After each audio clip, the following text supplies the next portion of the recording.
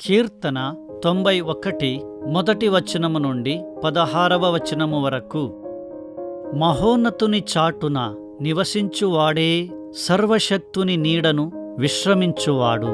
ఆయనే నాకు ఆశ్రయము, నా కోట, నేను నమ్ముకొను నా దేవుడని నేను యెహోవాను గూర్చి చెప్పుచున్నాను.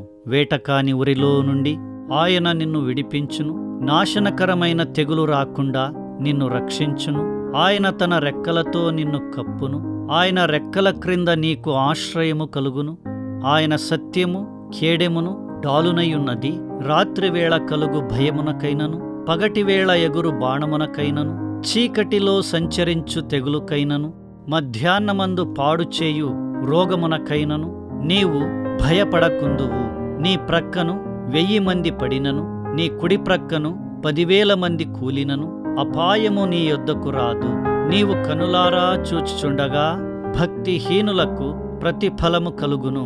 యెహోవా, నీవే నా ఆశ్రయము అని నీవు మహోన్నతుడైన దేవుని నీకు నివాస స్థలముగా చేసుకొనియున్నావు. నీకు అపాయమేమియూ రాదు, ఏ తెగులు నీ గుడారమును సమీపించదు. నీ మార్గములన్నిటిలో నిన్ను కాపాడుటకు ఆయన నిన్ను గూర్చి తన దూతలను ఆజ్ఞాపించును. నీ పాదములకు రాయి తగులకుండా వారు నిన్ను తమ చేతుల మీద ఎత్తి పట్టుకొందురు. నీవు సింహములను, నాగుపాములను త్రొక్కెదవు, కొదమ సింహములను, భుజంగములను అణగద్రొక్కెదవు. అతడు నన్ను ప్రేమించుచున్నాడు గనుక నేనతని తప్పించెదను. అతడు నా నామము నెరిగినవాడు గనుక నేనతని ఘనపరిచెదను.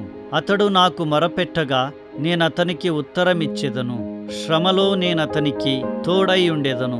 అతని విడిపించి అతని గొప్ప చేసెదను. దీర్ఘాయువు చేత అతనిని తృప్తిపరచెదను. నా రక్షణ అతనికి చూపించెదను.